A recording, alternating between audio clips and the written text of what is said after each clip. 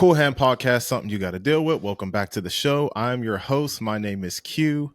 Now, if you're a Cool Hand Podcast OG, there was one guest that I had on this show who was versed in many things. And I said, when we started the interview, I said I was like intimidated or scared. Now, I've had plenty of talented people on this show, but I don't get intimidated that much. But today I am intimidated because this is a multifaceted person. I'll let them introduce themselves and what they do, but I'm terrified right now. Guest, can you please introduce yourself? Hi, my name is Cheyenne Sookoo, and I am, again, a full-time artist. I'm a multidisciplinary artist, and I do a lot of different things. Clearly, behind me, you can see I do a lot of acrylic painting, fine art. But yeah, I dabble in all types of art, graphic design, and things like that. A little bit of photography here and there. So yeah.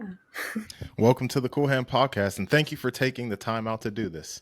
Thank you for having me. Of course, of course. So I'm on your website, and this is the reason why I was intimidated. I was on your website and looking at everything that you do. I'm like, crap, like, how am I going to like structure this podcast? How am I going to ask questions? There's so much to cover. But before we get into all of that, you are recently coming back from like this special residency of sorts. Was it called Creative Oasis? That's what I have written down. Yes, it was Creative Oasis with the State of Femme Art and Better to Give Back Foundation partnering with She Rocks. It's like a couple different organizations that these two beautiful women put together. Shout out to Mia and Brittany. And yeah, like they basically put this together to gather this time around two artists. We had, of course, Mia, a fine artist, and then we had a saxophonist. And this was literally what it is called, an oasis. Something for us to get away from everyday life. We're taken care of. And it was just for us to let loose and just release, let things flow, not have the pressure to create, to perform. And that's something that is so big for I think creatives in general, because especially in the day of social media, everything is a performance. Everything has to look a certain way. Everything has to be put out at a certain time on a certain day to get engagement, algorithms, this, that, and the other. And I'm just like, that takes out so much from our creation process, from us just being who we're meant to be. And this whole theme of that, it was just so beautiful because it almost forced me to get out of that performance mindset that I have to make this look a certain way to be appetizing to my market, to my audience, or whoever I could potentially put this out to. But it was just like, no, it's all right. Get what you need to get out of you. Create, just let it flow, feel, where we were having very mindful conversations, getting mentored. And it was just such a beautiful environment, fulfilling environment that made me break out of that cycle, because I feel like before, and I think we'll get into that, I was so conditioned to just like, okay, this needs to look a certain way. So this can be, so people could like it, people could want to invest in me, people could want to, buy it. But pandemic happened, and you're sitting there with your thoughts by yourself.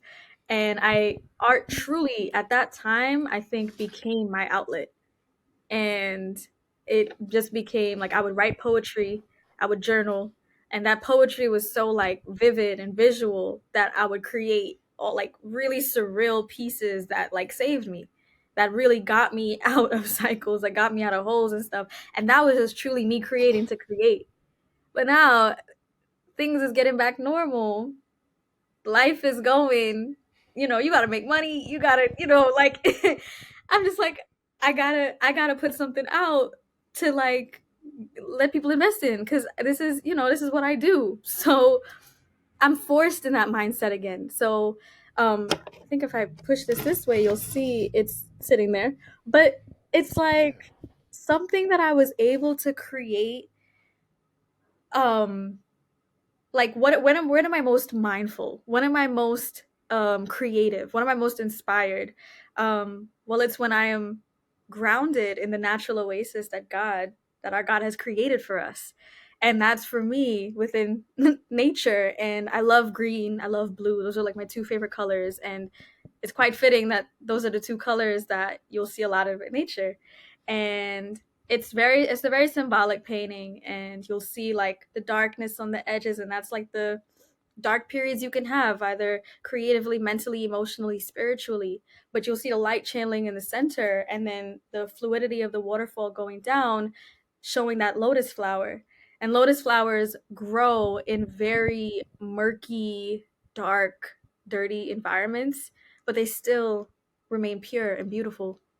And so I have to protect that oasis. I have to protect that just that my heart and my art, so I can not get tangled up in what the world wants, and how they see art, because we are artists because God is, and I want to just keep that pure. So Yeah. Yeah. I'm glad you brought that out. That's a big thing for myself when talking about social media. I feel like, as you were kind of mentioning too, like things have to pretty much get watered down. You have to water down your personality or certain things that you want to do in order for your page to look right, or the aesthetic to be what other people would want to, like you said, invest in.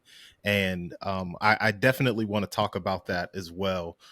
Being able to find balance and not completely losing yourself um, in something that you love to do. yeah. Because the people I talk to, they like to take pictures, but then when you're taking pictures for someone else and you're getting paid for it, then it becomes a Yeah. little difficult, and some people lose their love for something that they have a passion for. So great start to the show. Thank you for sharing that. If you go to, is the Instagram Paints by Chey? Yeah. Okay. Shy, excuse me. Uh, Shy or Shay, honestly, at this point I accept it all. It's interchangeable. So the thing is, now your name in full Cheyenne is easy to pronounce, but when I see Chey, I say Shay. But Shay. anyway, Yeah. so if you go to Cheyenne's Instagram, you can see it's like a couple minute long video of the Creative Oasis experience. So I encourage y'all to do that if you haven't done so already. So let's take it back to the beginning. Where are you from? Now, you did mention that you're Brooklyn based. Were you born and raised in Brooklyn? No. No, I wasn't born in Brooklyn. I was born on the island of Trinidad and Tobago. But I didn't grow up there. My parents took me out of that beautiful island when I was like around 3, and grew up in Brooklyn. And I've been in the same area since, in Crown Heights. And the thing is, like, I try to hold on to whatever piece of my culture I can. And it comes through in some of, like, the bright colors, the vibrant, you know, features of it. I love nature, and I'm actually going to try to start a travel diary series, but in painting form, through my travels through back home. So that's something to look forward to. And I just feel like, yeah, I really would. I feel like I was robbed of that, but now I feel like going back home and getting more inspiration has been really nice. But yeah, that's where I'm from. Okay. So how many times have you been able to travel back home? Because I do see that you've been there, Yeah, and it seems like you really love it every time that you go. I missed it. All right, so I would say September of last year. That was, I think, the bridge for us to go more consistently, because before that, it was 2011. And I was Okay. a lot younger. And it's like when you're young, you don't really see things, you see things differently. But now, as we're all grown, my family, like, it's different. Things have changed. Everyone's grown up, and It's definitely a different experience. And I feel like every time I go back, and we went back in January as well, but I feel like every time I go back, I feel more and more at home there. And the biggest thing for me is family. And because it's just me, my parents that are here. Um, but and I have some others like my grandmother here, but like the majority of everybody's back home, my cousins, everybody, and I love them so much. And so I see. All right, and we'll talk about some things that are Trinidad and Tobago inspired because I believe you do have some artwork that really reflects it in the form of jewelry. Pretty sure, but so what was life like? So you came over to the States at 3. What was life like growing up over there in Crown Heights? um so the thing is where we settled, um it was actually so many West Indians as well, so Okay. it wasn't much of, I mean, I would say a difference. It's just like mainly Black American and West Indians, and in the like we still got some shops up, like some mom and pop shops. You'll still see with the culture, holding on to the culture. You get some roti shops here and there, but and then going to school, everyone was like from the Caribbean, so it wasn't. I feel like it was easy to hold on to that and to almost find myself. Um, so yeah, I Crown Heights, and I feel like Brooklyn in general has changed so much in the past 15 years. I remember back in 2016, I had did a photography project with when I was kind of going to NYU for a bit, for photography and image making. And that's when I first got like really involved with photography and loving that as well. And I documented um the effects of gentrification on my neighborhood, and I was like photographing everything, like the changes at that time. Like once Starbucks moved on that corner, I was like, that's it, that's it. And you would see like Brooklyn looks like Manhattan now. We have all these luxury apartment buildings. It is crazy. But in that process, they were still starting to build. And so I was like taking side to side pictures of the construction happening, and then the homes and everything. And then I would take pictures of people and interview them and like ask them their opinion and stuff. So that was my little artist thing, artist Wow. statement, and project that I did. And so I feel like I have seen the culture slowly die down, unfortunately, still being here in like the past 24 years. And it's crazy. It's kind of sad, but um, yeah, I love it though. Gotcha. This is where my home is. This is where I've built my, family, my Hmm. adoptive family, my friends. Yeah. Got you. That's interesting. Before I ask this next question, now the project that you were talking about when you were like documenting the gentrification, did that did that manifest into something? Not really, not really, because that was just like Okay, a regular like project I did. gotcha. And we had a little showcase at the end. But I took a pause from photography, and I feel like only until recently I started really getting back into it. You're surrounding yourself with friends who are all photographers, and I started getting into film. And so I brought all my stuff with me when I was going traveling. I served, like, lived abroad in Turkey for a bit last year for 3 months, went to Greece, and then Italy, and then Trinidad. So, it's just like wherever Yeah. I was going, I'm bringing these cameras, I'm documenting it. Somehow, somewhere, I'm going to use these into my art as inspiration. Okay. All right. So when I think Brooklyn, very naturally, just from the music that I grew up on, the music that I listened to, I think like the song Brooklyn by Most Def. Mhm. I think of like 90s hip hop when I think about Brooklyn. I think of battle rap. I think of a lot of different things. So when you talk about the culture that has slowly been getting lost through gentrification, what is the culture there in Brooklyn that you remember that you hold on to? Again, like I think because of my area and going to school with a lot of Caribbean people, West Indians, like that was the culture. So it was of course like that, like but for me, because it was what I connected more with culturally.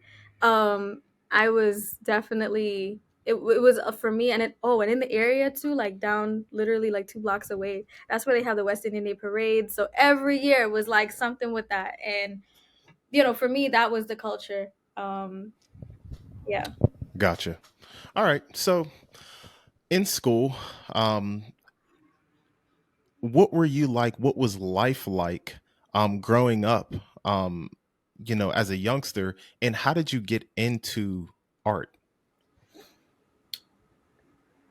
So, all right, let me start with that second part. How did I first get into art? So, my mom pushed me into arts at a very young age, into art and music.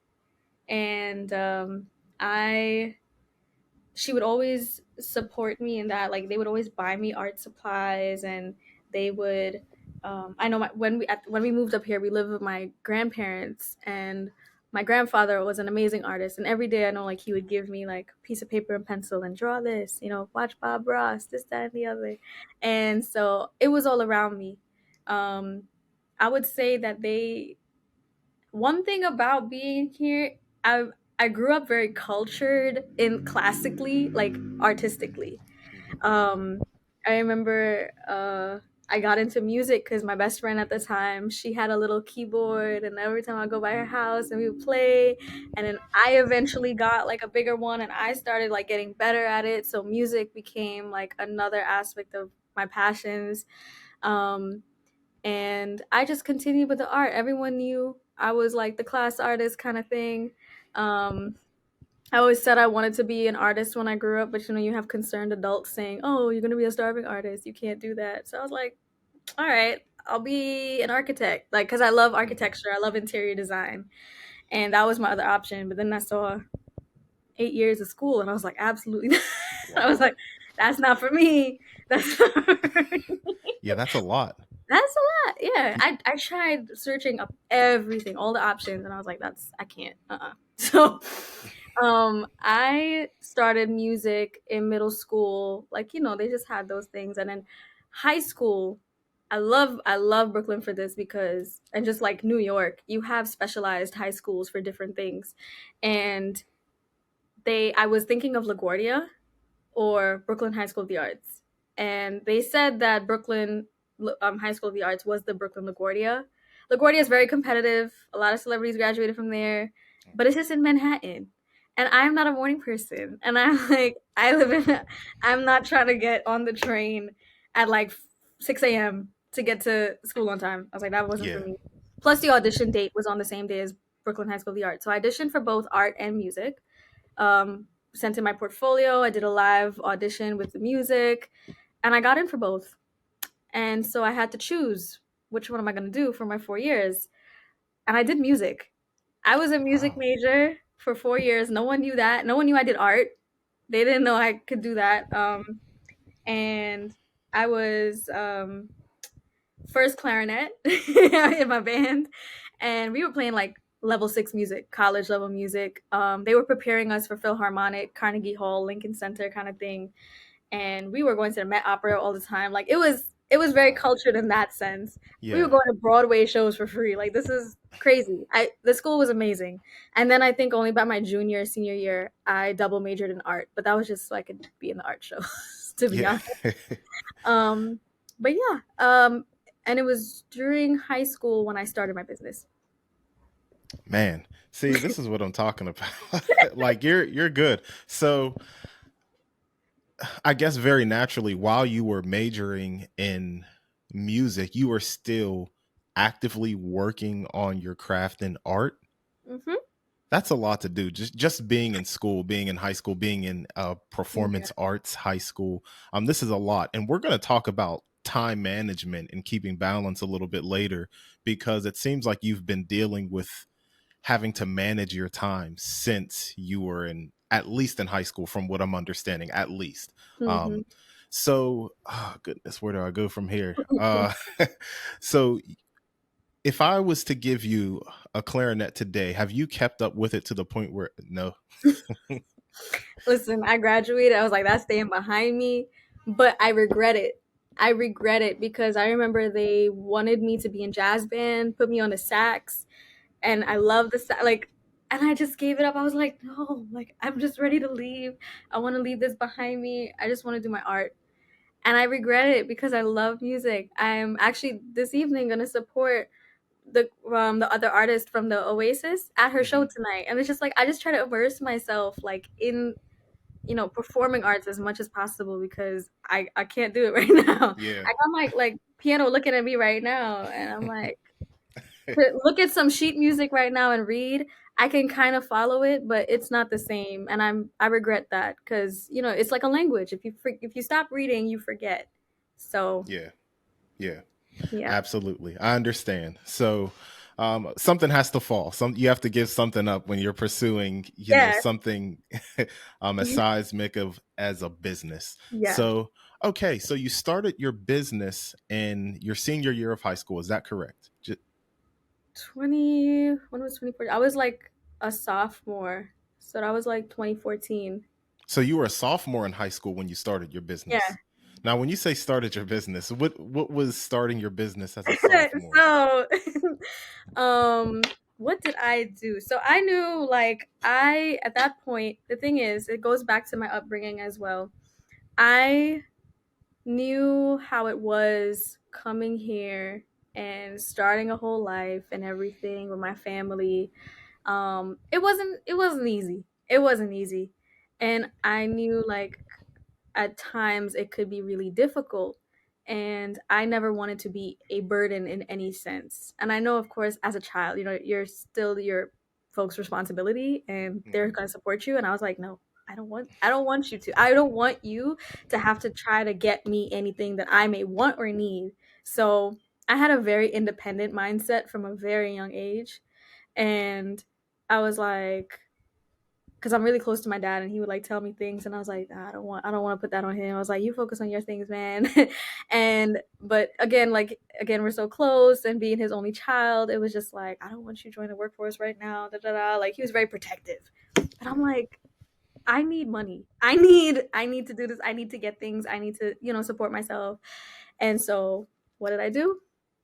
I remember sophomore year. I would paint like these canvases, like little canvases to big ones, and I would sit outside after school in the train station or on the parkway on a bench, set out my work, have my little Instagram, have my little information there, and I would sit there and I would wait until someone bought. And again, this was a time when like gentrification was happening, so all these people coming in and they just like, oh, I like this. I'm gonna support this little Yeah. girl. And I would sit out there until it got dark, and I would pocket like 60 an hour, and that used to help me. Wow. I was like, oh snap, I can do this. So that's how it started.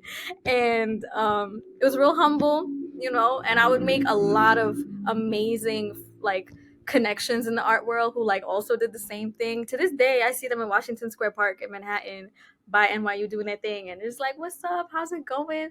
They Hmm. got their galleries now, and I was like, look at you, big and whatever. So I love that because you get to meet people in the neighborhood and the community, and I just continued that until it started growing for me, and I started doing things a little more professionally. Gotcha.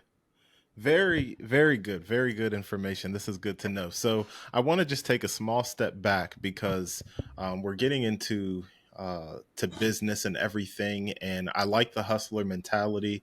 It's very respectable to go out there and get it on your own. Um, but we did talk about your beginnings in like art. Uh, your grandpa giving you pencils and doodling and stuff like this. But as you see in your background, you've become a very uh efficient, I don't talented artist there. Even the painting you showed us before and the significance of it. You are multi-talented in the art world. So I want to know how you got to get into everything and to do it well. There's, they have the saying, master of many trades, jack of all trades, master of none. There we go. But it seems like you have become sort of a master in multiple things. So let's talk about painting first. So when did paint come into your life, and how did you take off with it?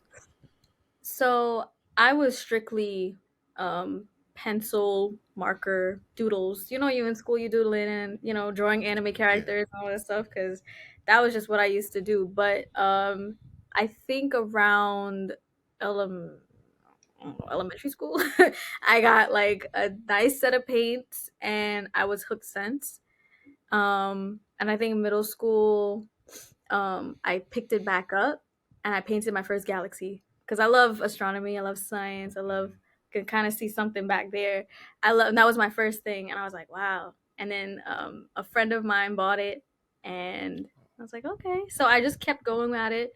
Um, I kept trying my hand at different things, mainly like nature scenes. Tried my hand at some portraits, didn't like it, so I was like, that's not for me. Um, yeah, so started off with that, and I think it just eventually got better with time. Just trying out different styles, um, trying to copy the masters, that kind of thing. Hmm. Like people from the past or other artists that I admire, and that's really how it's a very touchy subject with like um, copying, because you're not copying and you're not plagiarizing, but you're just trying to practice, and that's how you find your own style. And it's funny because I've had this conversation recently with a friend. I'm just like, I was having like a little crisis with my art recently because I'm like, what is my niche? Like, when you see an artist's page, like a visual artist, for example, like there's one, her name is Sue Sai. I love that girl. I love her so much. She's actually in Brooklyn based now. And if you see her work, you know that's her work. You know that's her. Um CJ Hendry, like she does color pencil and these like crazy hyper realistic stuff. And I'm like, that's her work. What is my niche? And I was just like freaking out. I'm like, I need to find something so when clients come to my page, see my website, they're just like, okay, this is what I want, and they're just not like asking for a ton of different stuff. Cuz that's also my problem with clients, cuz it's just like they ask me, I'm just like, that's not what I do. I see. But the thing is, I could do it. And that's the issue, because you kind of mentioned it before, because there's a whole bunch of different stuff happening here, you can see, like, and that's I love it, because, and I mean to say this in the least bragging way possible, but I can do every style of art. If you need me to do a hyper realistic piece, I will do it. If you need me to do an anime style piece, I will do it. If you need me to try my hand at abstract, I can try. So I'm glad I can do that, because it helps me get more work, business, clients. I'm able to work with whoever, with whatever needs they may have. But for me, my own satisfaction as an artist, I'm like, what am I known for? What is my own niche? I think I kind of found it. I think it's just like everyone's like, well, it's your right now, it's your travels. Like, you've been doing a lot of stuff with that, and just like what you will be creating, your new series, I feel like that fits. And so I was like, okay, we'll see. We'll see in the next Hmm. few months what comes from that. But yeah. Gotcha. It's a really interesting topic, because that is a question that I had written down, which Okay. was, how do you find your target audience? How do you find your niche, as they say? Who do you want to market to? Yeah. So it seems very challenging. Even myself, a small time podcast, it's like, who's really looking at this, who would pay for Right. this, who would want a specific service or an advertisement from the Cool Hand podcast. And it's thought provoking. You end up having to think about it. It's like you're trying to find yourself within your own world. Yeah. But okay, very interesting. Uh so you do your painting, and what's something that you prefer? What's your favorite thing to do? Your favorite, what is it called, medium? What to work with? People do watercolors, Yeah. paint and canvas. What do you like to do? Acrylic. I love Okay. it. It's very convenient, I would say, because it dries fast and it's just like easy to work with, bright colors. I am challenging myself and I just bought a thing of oil paints, but I just heard from other artists that it's like butter. And I was like, ooh, okay. Can't wait to use that. So I have some new series, some paint, some canvases I just have like stacked up there with sketches on it already for me to start that I want to try it out with. But acrylic is what I is my preferred. Um, the style, I love surrealism. I love deeper pieces with deeper meanings. Something that someone will have to look at and not be able to figure out what it means immediately. Cause I'm just like, that's flat art. And I'm just like, I don't like that. I like art that disturbs people or like that makes people think. Um or help or they see themselves in it. And the thing is like, you know the saying pain begets art, Mhm. and all of us have shared experiences. Even though it may be different, whatever it is all shared. And some way, somehow, I want my art to be able to touch somebody and also save them as it saved me. And especially during the pandemic, I feel like I got more in touch with that side of me because I was writing more poetry to help me get through things, but I was able to visually see things better. And I think that 2020, man, did something for me creatively where I think I found myself back again. And because I found myself and who Cheyenne is, because I had to do a lot of healing, I had to come back to that person, you know, I was able to channel that more. And my art started looking a lot differently. And this is one of them. I actually just put it here for this little podcast just to fill up that dead space. But it's in my room, it usually, and it's above my bed. And every day is a reminder to me. It's a reminder for me. And the amount of people, when I explain it or I have them try to see, interpret it, that is just like, it's similar. And they're just like, thank you.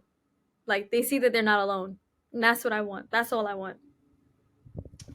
I believe I was going to bring that up too. That specific uh, Okay. piece of art because it's on your Instagram as well. Yeah. March 24th, 2020. And the Woo! date is significant because when I looked at it, I thought, okay, this is during the pandemic in the beginning of like the whole lockdown thing and all of that. And that picture specifically came with a an original poem, I believe. Mhm. So I'm glad you did mention poetry in the beginning because I was also going to ask about that. Yeah. So you said that you know, you found yourself. So can you Mhm. explain to let's break this down in pieces. What and say as much as you want, or as little as you want about this, but what was going on around this time where you kind of lost yourself and you had to find yourself during the pandemic or come to some realizations? That finding myself was an accumulation of years and of where it just started going downhill of losing myself, trying to be accepted, trying to find love, trying to be something that I wasn't meant to be. And spiritually, emotionally, mentally, I was in such a dark place in 2018. And I was giving more of myself and my art to the world, and I was um, emotionally went through some crazy stuff, and then it like kind of snowballed into 2019, just trying to get myself back together and finding the light. And it's just like, okay, but you're kind of unbalanced still and you're trying to figure it out and you're getting yourself back in certain things again. And I realized, Cheyenne, it's not going to happen in the same way, but in different forms. And I had to sit down with myself in the pandemic and I'm like, you are the problem. You're the problem. You keep allowing this. You are it's not the yeah, I had to take accountability on that because I'm like, Shine, you could have avoided this. because you were looking for something that was always inside of you. I was looking for myself, and I was pouring myself, my art, my heart into people, into things that it could not hold. And I had to learn a very hard way that I need to pour it back into myself and be whole and be complete on my own and stop ripping my heart out and giving it to things and to people before I'm fully healed. And so why you see the, pulling the heart out, you see the stitches on the arm, and then you see the plants coming out of it. It's just like you're in the stage of healing, you're in the stage of growth, of finding, of coming back to yourself, but you keep pulling it out, or you keep trying, you keep thinking other people can handle. No, Cheyenne, stop. So that's just a kind of quick overview of that, of finding myself back again. And since then, like every day would just be a reminder, like don't do it again, Hmm. keep yourself in check. Um, and to this day, still a reminder. And I look at it and I'm like, all right, like don't do it again, Cheyenne. So Yeah.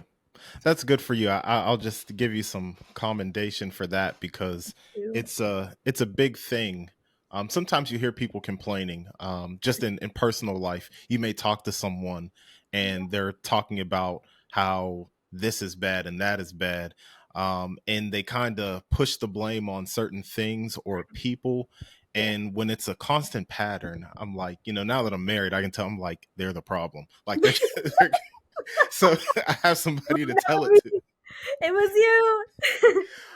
But it takes a level of like you said, accountability, but you have to have some humility and come to a level of self-awareness that you can say, okay, this is something that's really on me. How can I make changes? So, a level of humility, maturity, self-awareness, and being able to make the change, because changes are hard to make sometimes. So I'll give you some commendation for that. Good Thank for you that you're in a much better place thank you. nowadays.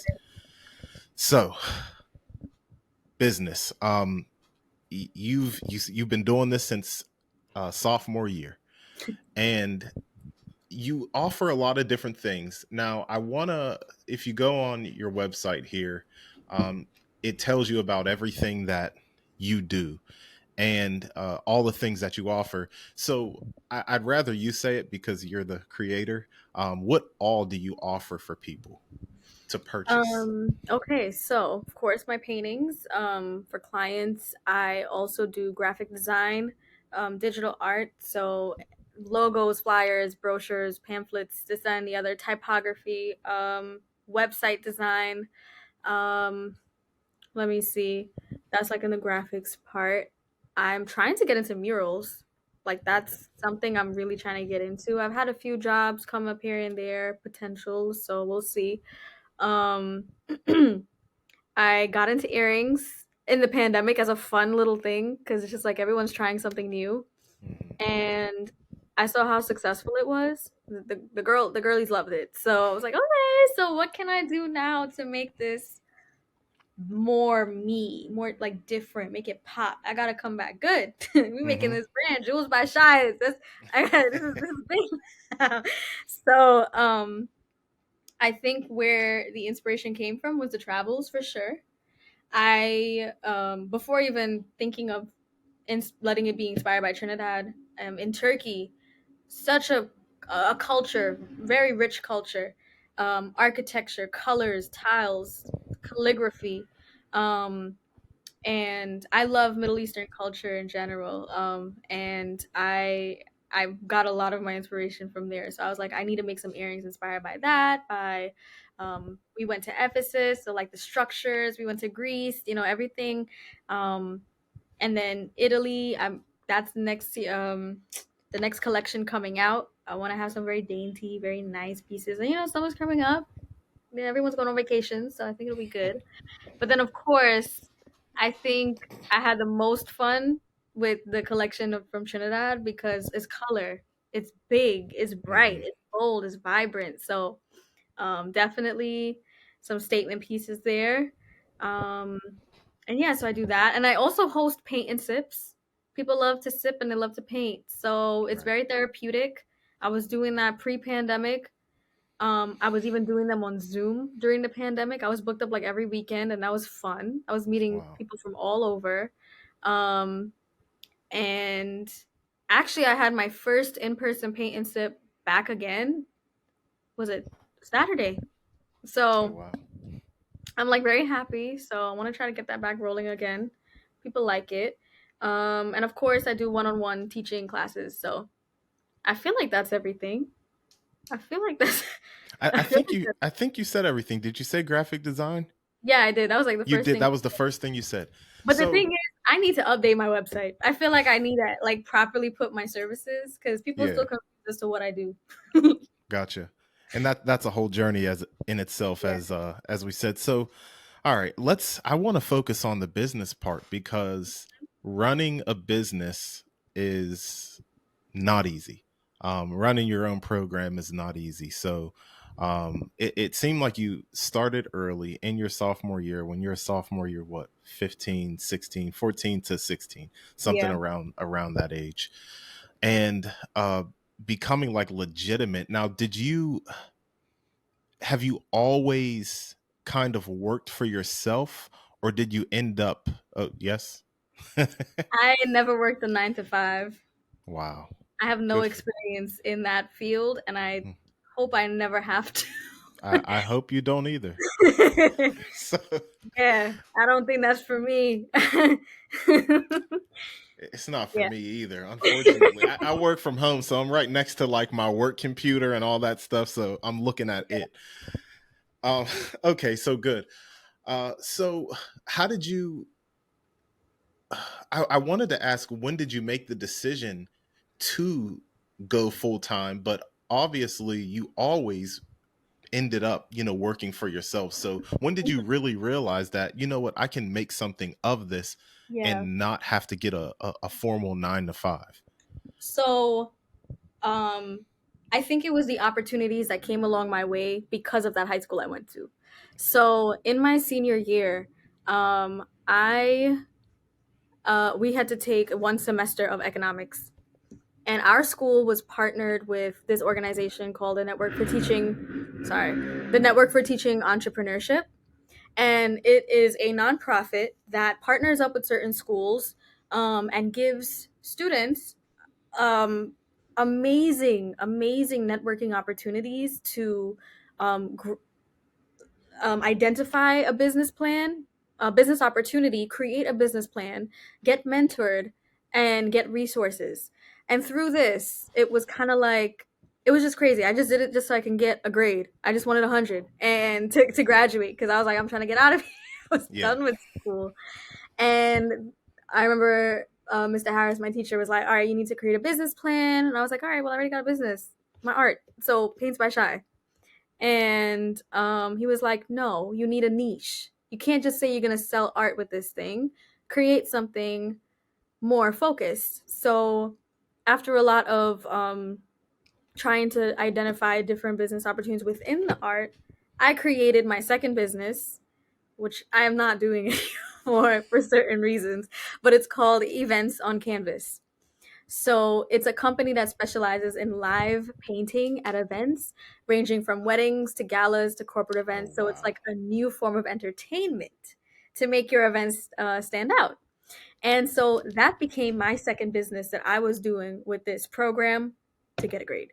So I learned how to create a business plan back to front, economics of one unit, like all this kind of thing, return on investments. Just like it was deep at like what 17. I'm like already like developing this entrepreneurial mindset in that sense.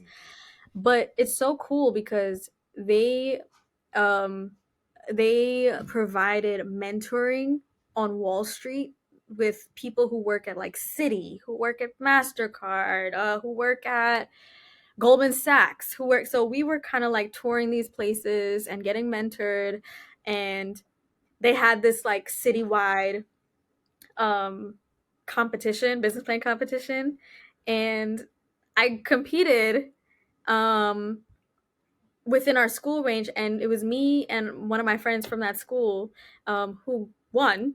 And then so from that, we competed in regionals. And so basically, this competition is kind of like Shark Tank. Think of Shark Tank. Yeah. So we're pitching our 8-minute business plan, PowerPoint, going through everything to a panel of judges from these corporations, wherever it is.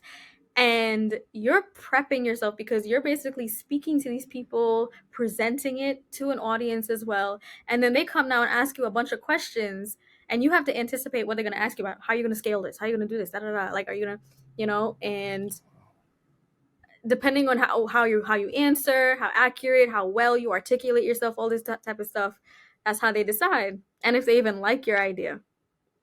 So we competed in regionals and got through quarterfinals, got through, and regionals is encompassing different schools. So I'm Mm-hmm. competing against like a couple thousand different students in NYC, and then got through quarterfinals, semifinals, and I won first place at finals, winning seed funding of $1,500. Wow.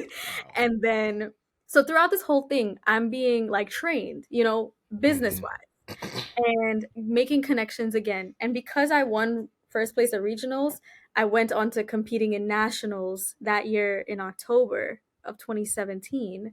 Um, and that was against 17,000 other people in the United States. So there were people being flown out and everything, competed, got through quarterfinals, got through semifinals, and I got to top 12, winning a next 3K of seed funding. And within the summer, I, of course, I had other goals, but that flew out the window when I did a startup incubator at NYU Steinhardt. After I graduated, I jumped right into that, doing this with the same program, and it was called investment. What was it called? I don't remember what it was called, what it was called, but it was still with Nifty. And with the startup incubator, we're testing out our business plan. We're doing market research. We're going out and like in the field, and we're even testing this to see, can we even do this? And so through that, it culminated into an investment panel. Again, another competition kind of thing. And I won the most money of the night, $6,000 of seed funding for the business. So that is essentially, long story short, how I got into the business side of things and how I understand how to run a business. I understand how to start and maintain, and I was starting to coach others on their businesses as well. So I think that's such a help because as an artist, not many artists know how to run a business because all you do is just know how to create, but you don't know how to manage and things like that. So I'm very grateful for that opportunity.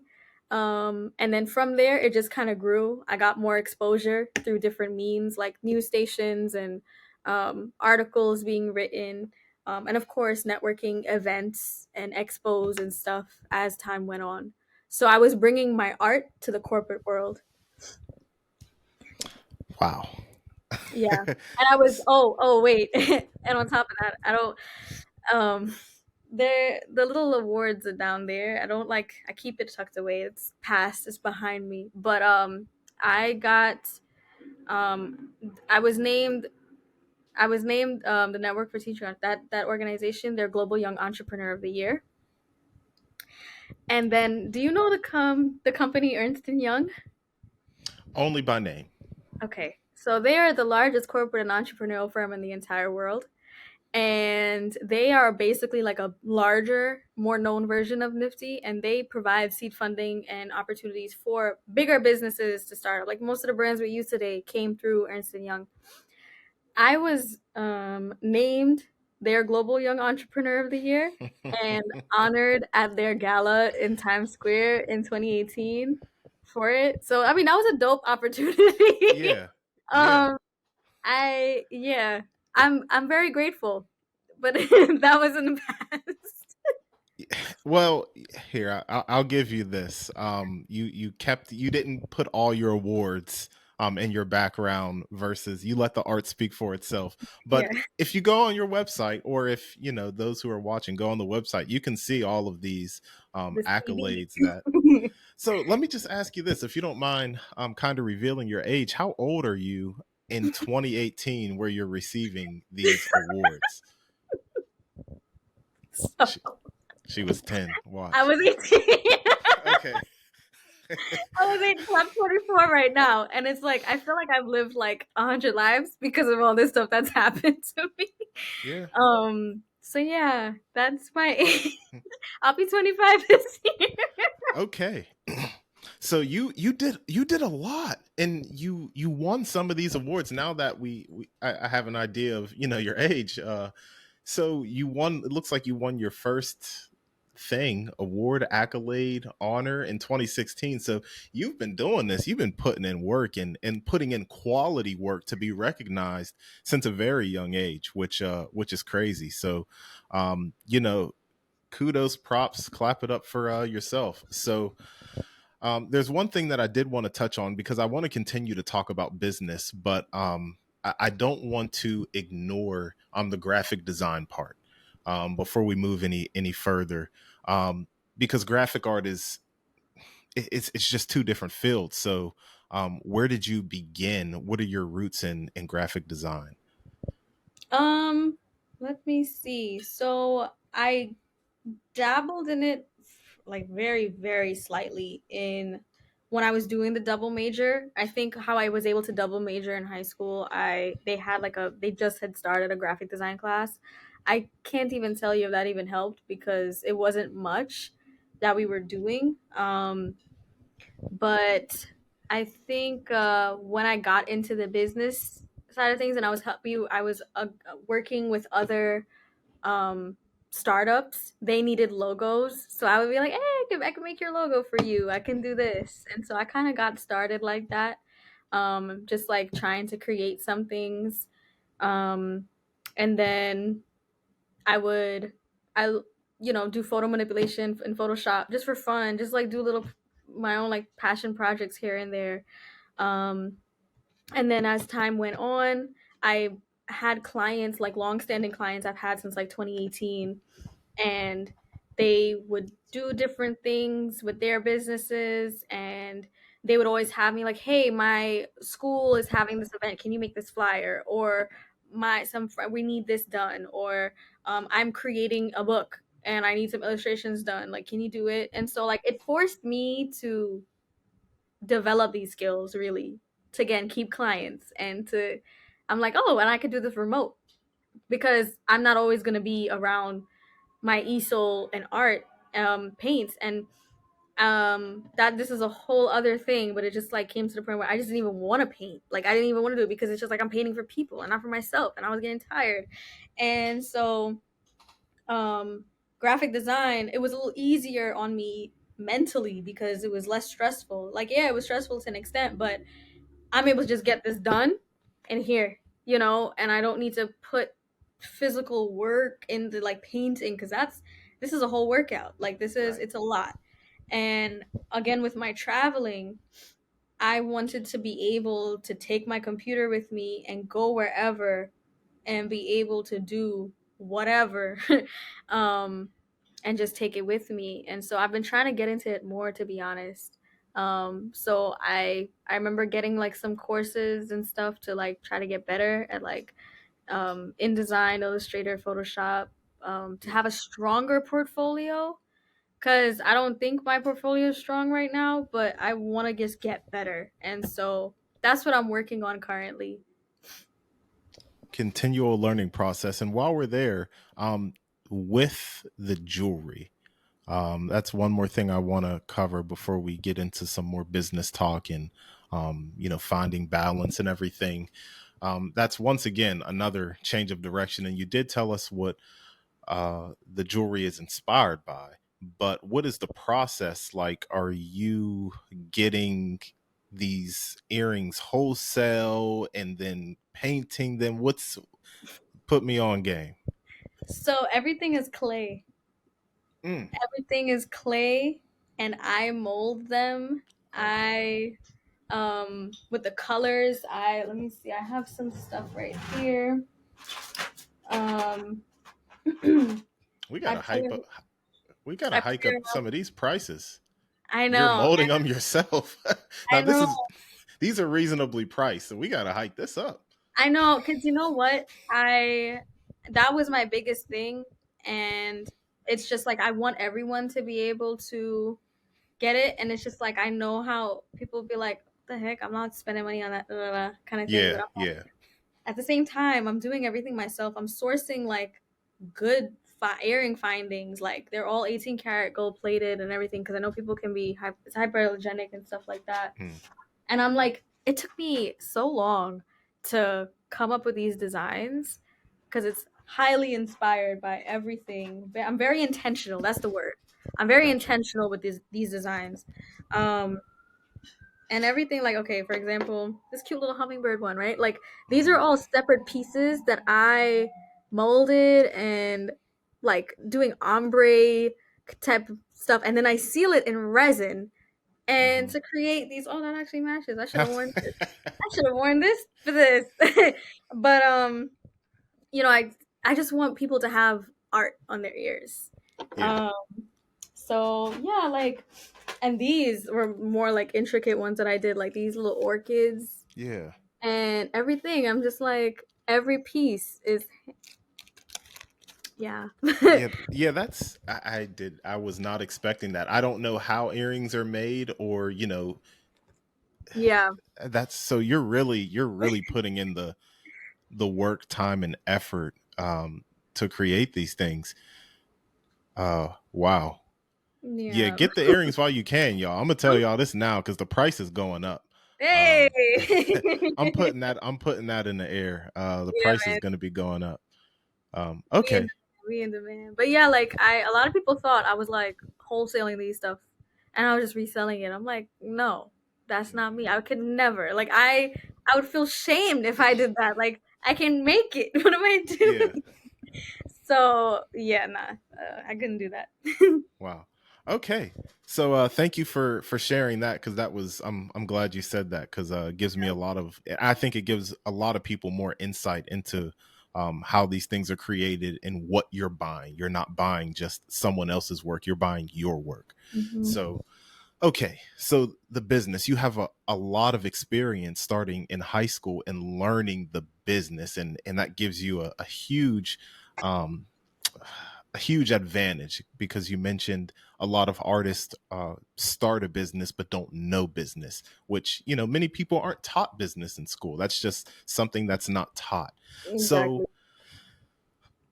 let's get a little personal when it comes to business, because this is a passion, but as we mentioned before, you're giving yourself to others. And from experience with my wife, who will do some work for people, people come back with ideas, or can we do this, can we do that? What is it like when you're working or offering your services to someone?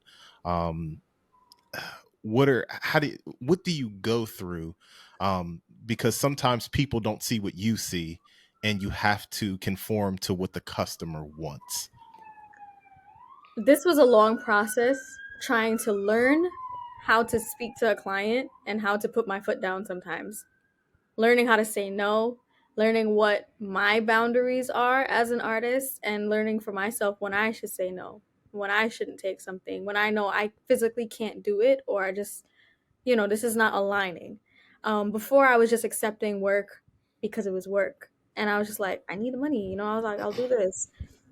But after time, I was becoming so disconnected with my love of art that I started to hate it. I have this little sunroom, like my little area to do my work. I didn't even want to step foot in this place. I didn't want to smell art. I didn't want to smell the paint. I didn't want to do nothing. Like it was physically making me sick. I'm like, this is exhausting because you're doing something for somebody else and it's not satisfying you, and you're forcing yourself sometimes into situations where it's just like this is ridiculous, like this is hard. Sometimes they don't even want to pay, right?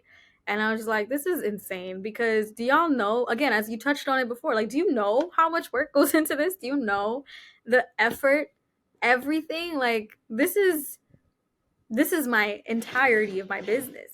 You're not respecting me and my business. Y'all go to a 9 to 5 and get your little check and everything like that. That's it. But I do everything myself. I am my own bookkeeper, my own accountant, my own secretary, my own janitor. Like I gotta do everything myself too. You have to respect that.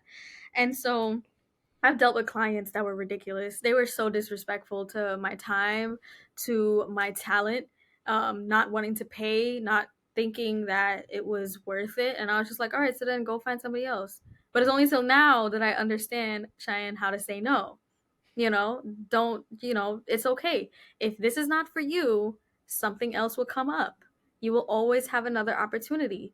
Um, but not only did I have to learn how to make sure that I am still satisfying myself in my art and my love for it and maintaining that, but I had to make sure that the clients that I eventually did work with, I aligned with on an emotional level and who respected me and who respected my art.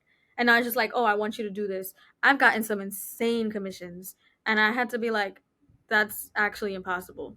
Like you're just going to have like not even the AI. If you put that in the AI system, it could work. Like that's ridiculous. Yeah. That's stupid. And I said the what you're asking for, obviously I'll be respectful about it. I'm not gonna say it's stupid, but I'm like, what you're asking for, I'm like, does that even fit within your budget? Because like you want all of this, you want this, and you are only wanting to pay this much? Cute. You're gonna get stick figures. Like I'm gonna give you what like they have. It's Yeah. crazy. It's crazy. Okay. So learning how to say no, and that's a hard thing. I like that you brought that out because especially if you're working for yourself, you depend on you for Yeah. income. Yeah. So I think it would be easy the same way people say like actors, they take crappy commercials or so on and so forth just to get, their foot in the door and get some income. And I'm sure you took your licks. It seems like you took your I licks already. Yeah. Pay your dues in a sense, and then you gotta you realize the certain boundaries that you have to create in order to maintain your your peace of mind and artistic Dignity. integrity. Yeah, dignity, there you go.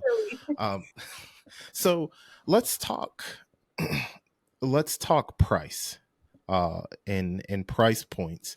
And as an artist, uh I'm sure every piece is different and requires different amounts of work, tools, and effort. But when somebody wants a piece from Cheyenne, whether it's on canvas, graphic design, let's just stick with painting right now. Like we have Billie Eilish, Tyler the Creator, some beautiful women up top. For a piece like one of these in the back, if somebody requested this brand new, I want a brand new Billie Eilish joint similar to that but with a couple tweaks, what are they paying for? So these, for example, are like gallery pieces. I call them gallery pieces. They're different to just like me just creating them. These were specifically intended, very intentionally created, and so it's a different piece of art that you're investing in. So it's a little more work, a little more time. Obviously, you're now paying for my experience. The type of materials I use, because clearly you can see it's shiny. There's like resin on this. Let me pull one up, like without dropping anything. So you can see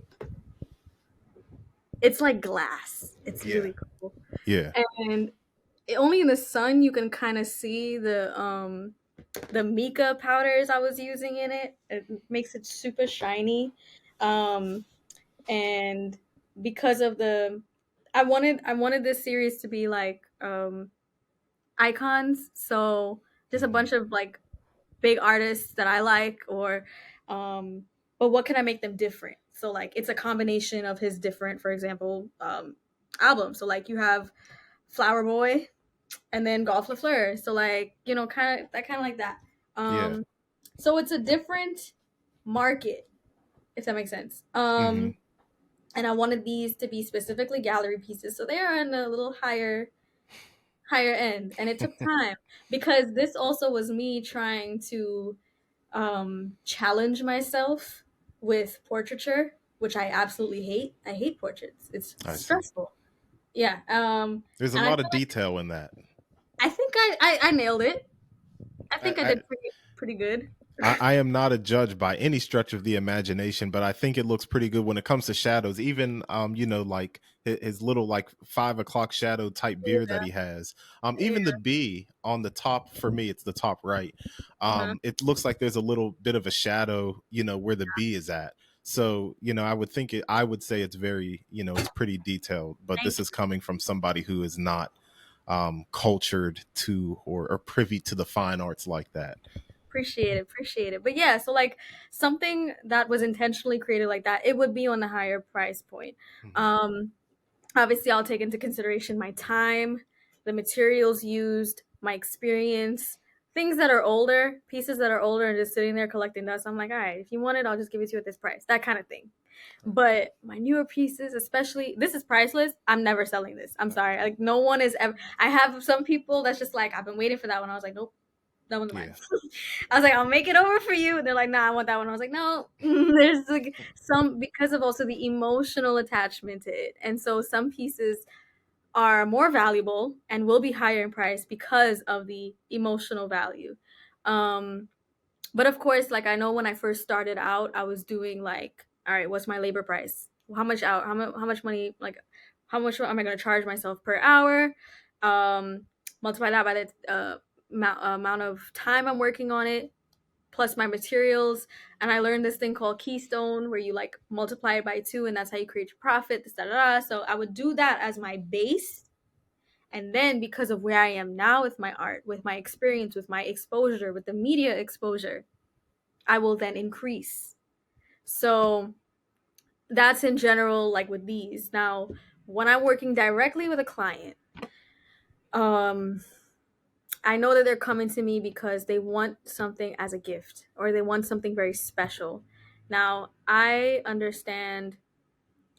I want everyone to be able to enjoy art. I want everyone to be able to invest in me somehow, some way.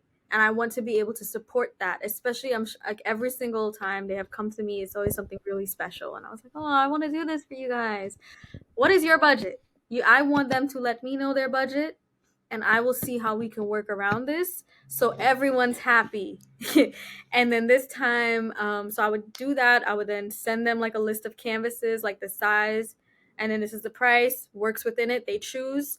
And then what I do, I always plan out my pieces beforehand and I digitally sketch it out. They're happy with it, cool. And then I just move forward with it. And yeah, that's how it works. That's how it works. And I do like payment plans. If you only do half and half, I do a down payment. Hmm. So Okay.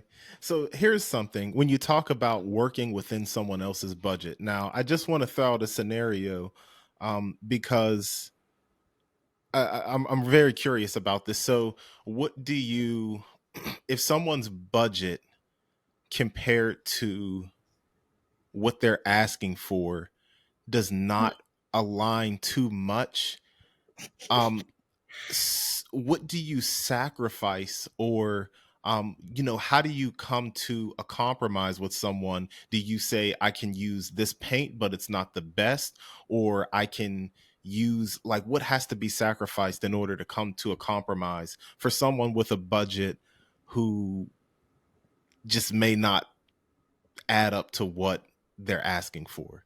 I would refer them to somebody else. Gotcha. I will just, you know what? I've dealt with so much stress over the years with trying to get work done that wasn't even paying like a lot, and I'm just like, this isn't worth my time. I feel like I'm at a place in my life where it's just like I can't even take on certain types of stress at work anymore. I'm just like, I will get sick. I will get sick. And so um I would be so real. I would be so real with them. On the phone, I was just on the phone with a client the other day and she was telling me what her idea was, and I was like, yeah, everyone around you is right that it's too much. Like it's fine. Like this is what the reality of it is. It's a lot. But um with that comes um like a price to be able to cover what you want. And I feel like everybody that I've been speaking to these days, they respect that, and they're just like, no, like I'm asking you because I want you to do this, and I understand this is your time and your skill. So I haven't had an issue with that these days, and they'll be like Hmm. willing. So they would actually ask me, they're like, how much would something like this go for with this size? And I'll be like, I'll tell them. And they said, okay, and then we'll work with that. Um, and I didn't even have to turn down this person. She worked with me with my skill set, and I was able to give her a different idea. Um, Trying to encompass the vision that she had without doing it that way, but still doing it like that I'm comfortable because you're asking me. Right. You're paying for my style of work, not what you may envision in your head. So I think we came to a good agree, like a point where we were able to agree and move forward. And so I was able to keep a client and not have to pass it on to somebody else. Gotcha. And how often will people take your advice?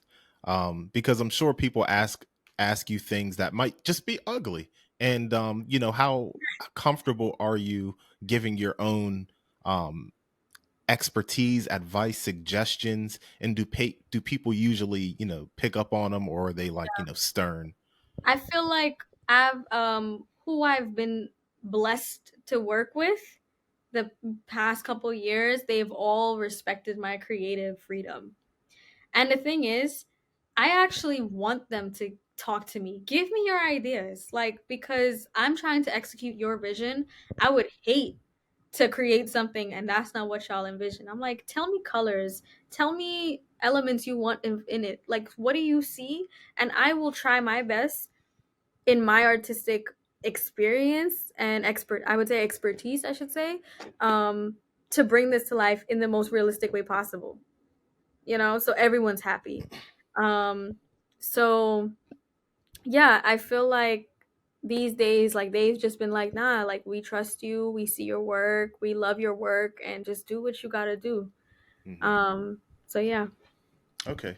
So something that I kind of take away from this is if you're coming to not just you or any artist that you want to, you know, work with, is to be specific. Be very open, be specific on your ideas. Just because you can't get mad at someone for not executing the way that you thought about but didn't communicate. Listen, I've dealt with a client before and it was just like, you gave me this very abstract idea and you wanted this and you said this and you said this. I included all of that. And then midway, I'm basically done. And they're just like, no, I think I want a different direction. Absolutely not. Here's your money back. Here's your money back. Yeah. They got a full refund at the time. Yeah. Like, Oh wow. I was And like, that was nice. are you crazy? Like, this is, I don't know. After that, I think that was a turning point for me. I was like, this is it. Yeah. I can't, because we need to be on the same page. We Hmm. need to be on the same page. Hence why, if it's like, um, yeah, with anything, I just like try to give them a solid, like a sketch beforehand, and just be like, are you good with this? Do you like this? And once they're happy with it, we move forward. Gotcha. I got a couple more for you, and then we can conclude. Um, what are some of the pros and cons, ups and downs, highs and lows of being a freelance artist? I can start with the cons because I'm kind of like coming out of it a little bit. I mean, of course, it's Hmm. like it fluctuates depending on the season, depending on high seasons, low seasons, or whatever. But listen, because you are a freelancer essentially, because you gotta find your work yourself and it's not consistent in that way, you will have very low times. And especially being in a creative field, not everyone is always needing to invest in a creative business. They may not always need my services. So, in anything, like when you run your own business, have multiple revenue streams because that will supplement your off season in some way.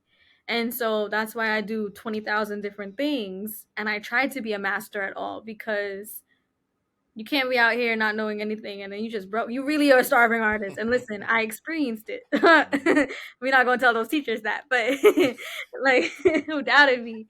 But I'm like, it's all right, because you know what? It goes low, but then it always comes back, and you learn. You learn patience, you learn endurance, you learn, like, I've had many mornings I'm waking up crying and I'm just like, Mhm. I'm gonna go work at Starbucks. Like, I can't. Yeah. I need, yeah, I'm gonna do latte art because I can't do this type of art. I just it's just, it can be discouraging. It can be very scary, because it's just like, and I'm just like, man, did I make a mistake? Like, should I Mhm. have done this? And there were many times within the past 2 years, I'm just like doubting everything, and I'm just like, I should have just like gone the normal route and gotten a regular job. But um I can't let those fears take over, because I'm just like, look at where it has gotten me. And I'm like, I've been blessed with this skill and I'm very grateful for it. And I want to continue to see how I can hone this to support myself. And of course, people will still look at me like I'm crazy. And I'm like, all right, but you work a nice. Mhm. Mhm. And I'm like, I got my own schedule, and I really love that. And that's a pro. I get to create my own schedule. I get to set my prices. I get to form amazing connections with people, and bonds that have, to this day, I was able to add something to their life that they're able to see. That I was able to put a piece of myself on a canvas that is hanging in their wall, on their wall, that adds so much meaning to something that's special to them. Like, I did a beautiful painting for somebody, was it 2 years ago, I think, and it was an anniversary gift for his Mhm. wife. And he was like, I want to do this, and it's going to be us in like paradise, and we're going to wait until paradise to have a child, but can you paint our potential child? And I was like, all right, that's a lot, but I did it. I was like, I was scared. I was like, oh my gosh, like, I gotta Yeah. be God, and like create a child for you. And like, you wanted this and you wanted that. But yes, it was stressful as heck, and I was like, oh my goodness. But the results of that was so beautiful, and it touches my heart to this day thinking about it, because it's just, I remember he said it was a reminder to him and his wife that this is what they're fighting for. And I was like, oh, this is what I Mhm. love. If I could help it anyway, And then I had some other like deeper pieces, that I've done, like emotional pieces that someone had bought, and they're just like, they bought it for their daughter who was going through a rough time, and they still have it on the wall, and it's actually gotten her out of a really dark place emotionally. And I was like, man, like, Mhm. that's the pros. That's like being able to touch somebody and help them see that there is more in life, or that, to just keep going, you're not alone, kind of thing. um but the going back to like those cons, it can really just be like those low points, and then even just losing yourself creatively because you're doing so much for others. It's like, okay, what do I do? What am Mhm. I? What can I do? And I was in that space for a bit again, and then not getting work, and it's just like, all right, what's going on? And lifing, terrible things happening, especially last year. It was crazy. It was like my best and worst year. But from that, it was just like, you need to find yourself again, and you need to find yourself in your art again. And you may have those blocks for a bit, but you always bounce back. Mhm. There you go. So, I just want to make sure we covered the pros too, because you mentioned. I feel like that piece that you mentioned with the paradise and the kid, is that on the website? I'm pretty sure I saw something that Yeah, it reminded me is. of. Okay, I'm like, okay, so we're on the same page there. So those are the pros. Getting the satisfaction out of helping others, people getting something out of what you create for them. So okay. And a common question that I do ask people, usually way earlier on in the interview, um, you talked about nature, uh, things that inspire your art. Was there a specific artist or someone's art that you modeled your style after, someone or some people who you can give credit to? the direction that you took? It's so cliche. I wouldn't say style wise I took from him, but it was just emotional wise. Van Gogh. I love that man so much, and it was because he was a depressed man. He went through a lot. He never sold one piece in his lifetime, and he took his life at 37. He he was going through he was going through it. But the way he was able to translate the pain of his tormented life into beauty, into something that to this day we can look at and just be like, wow, like I can see it, I can feel that. And again, like I love that aspect of it. I love the emotional aspect of art. And we as artists, like I'm not discounting someone who isn't a creative that they don't feel like, no, but artists specifically see the world differently. They see things a little differently, they feel things a little differently. And that's I think for me what makes my art special, and what makes my art stand out from maybe others, because they may just do things just because, oh, it looks nice. They literally may just be covering it, and I'm like, no, I'm trying to make art to feel. People can feel, um visually. I mentioned her earlier, Sue Sai, Tsai. um and she her like I've had people tell me like some pieces that I've done, like this one with the heart, like when I did that, I remember they were like, yo, your work like reminds me of her. And I feel like my art was kind of going in that direction, style wise. Um, but yeah, I would say it's them. Gotcha. Okay. And what's next? What's next for you? What can we have to look forward to? I know you did drop a little hint about a next collection of earrings, but where are you going with your art? What can we expect? So with the whole rebranding of me trying to do more graphic design, I am having more time for my physical art, and I'm giving myself that time, that grace, and I'm just like, Cheyenne, you just need to do something for yourself. And I think I briefly touched on it, how like last year was my best year, but also my worst year. And I call that year my lotus flower. 2023 was my lotus flower. I remained pure through the darkness. I remained me through that mess that was happening in the end of last year. And from that, I was able to think of a new painting and a new series. And I honestly think that this piece right here, the one I did in that Oasis thing, like Hmm. perfectly like merges into that. It's a big white canvas that's there. It's on the ground, but it's just like I have something sketched out already. It's coming out. It's gonna be like a self-portrait kind of situation. And I have like 20 other canvases that I bought. It was on sale, so I was like, let me just get it one time. And I have so many paintings that I have. Like I'm very organized when it comes to my art. And in my phone, I have in my notes section, I have a whole folder that says creative and then poetry and prose. So like in the creative, like it just I have these are all plans. These are all just like I detail my work. Now of course I did learn in that little creative oasis, let it flow, let it release. Don't like Hmm. create form, but I'm like, this is my releasing. Like I need to have it structured. So I got some stuff coming. And then of course I have that like travel series that I'm trying to do based on the photos that I took on my film camera. So I'm just literally trying to paint what I saw. So I have a bunch of different stuff coming out. It's going to be a good year creatively. I feel it. Like I already know. I'm excited. Yeah. Yeah, this is the lotus flower year past, the Yeah. blooming year. I guess 2024 is in full bloom, I guess. Mhm. So, just to wrap things up, anything you want to say to any creators, any potential customers, any shout outs, anything that I missed, anything you want to express, the floor is yours. All right. I let me see. Ooh, that's heavy. I don't know. um for any creatives that are stuck, that are confused, that are in a weird period, just don't give up. Don't give up on your art. Don't give up on your craft. Just try to give yourself grace. Focus on your present best.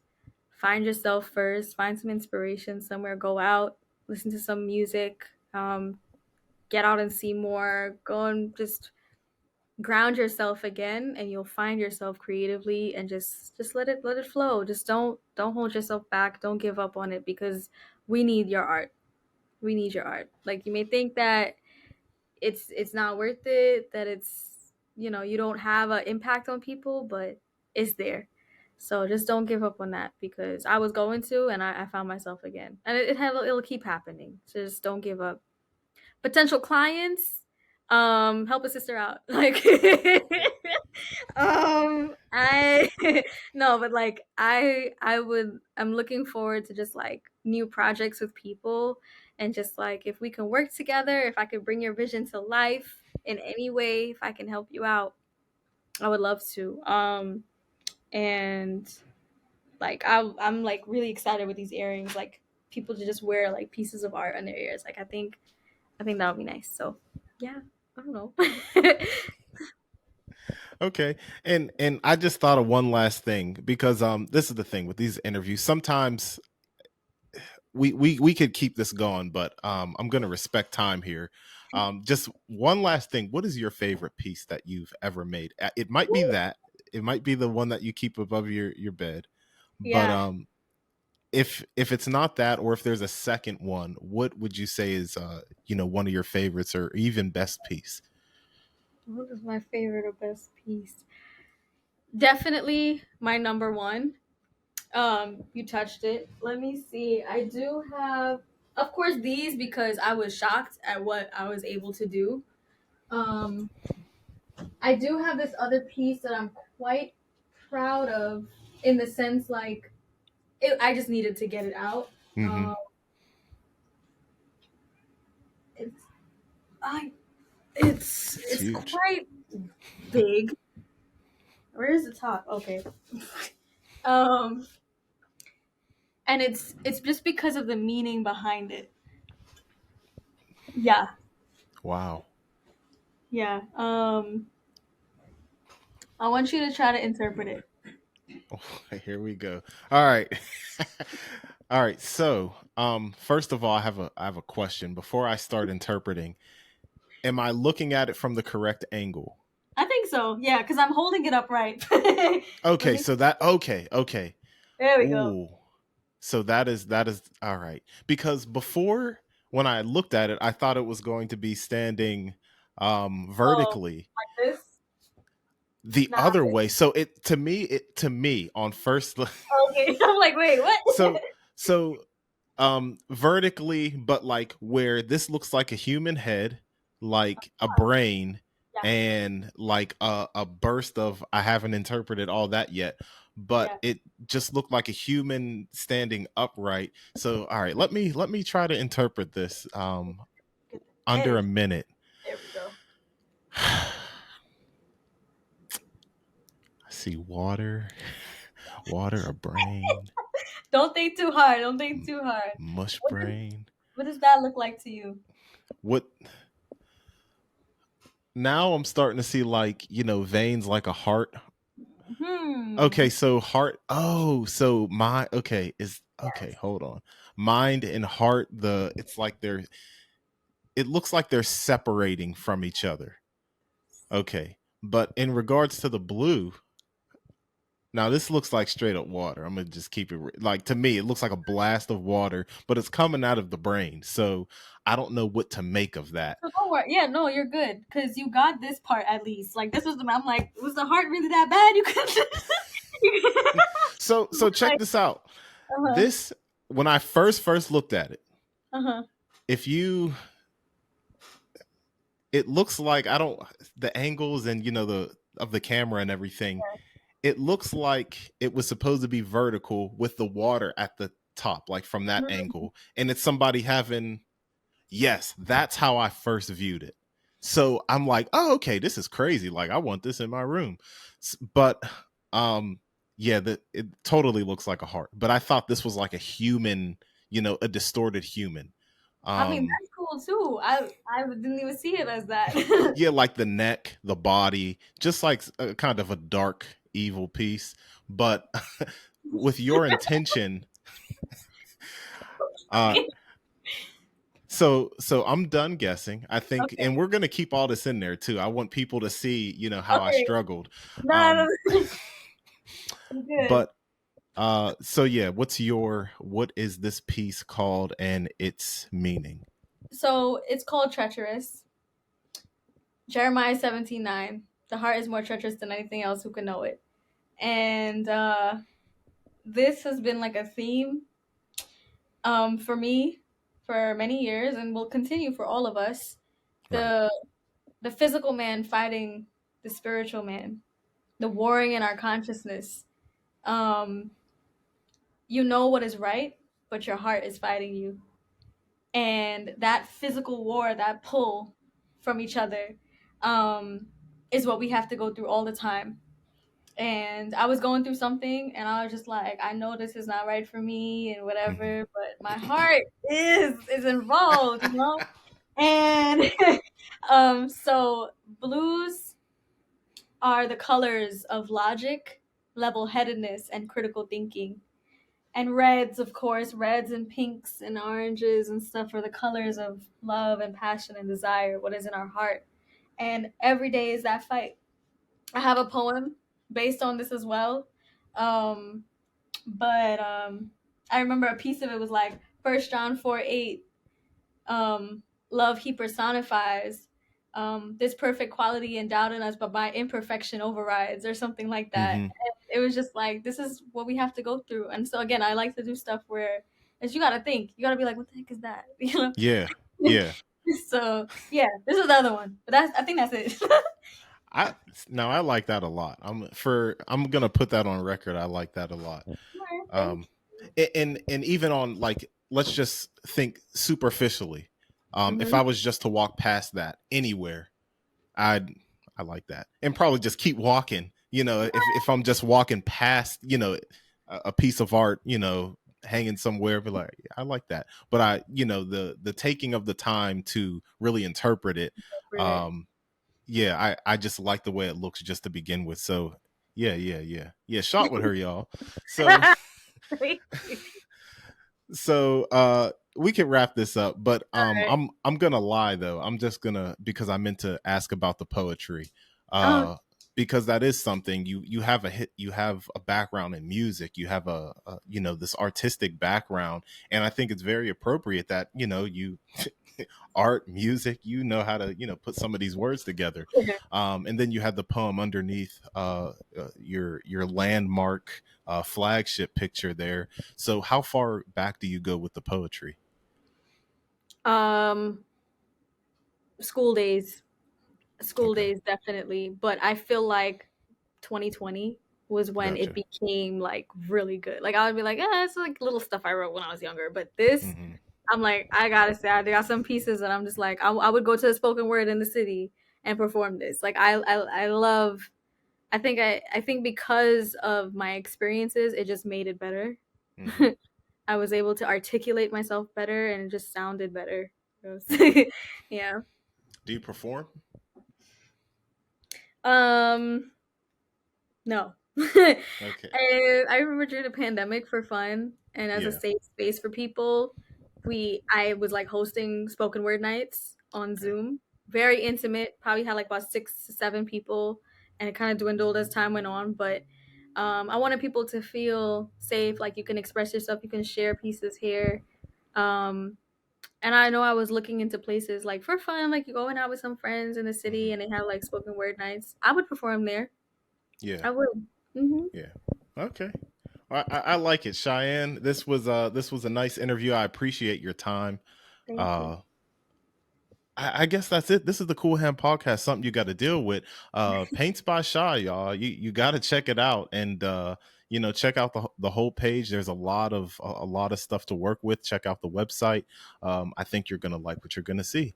I know I do, and I'm definitely gonna get some earrings for my wife. So Hey, um, thank there you. we go. And that's it. Cool Hand Podcast. Something you got to deal with. Easy.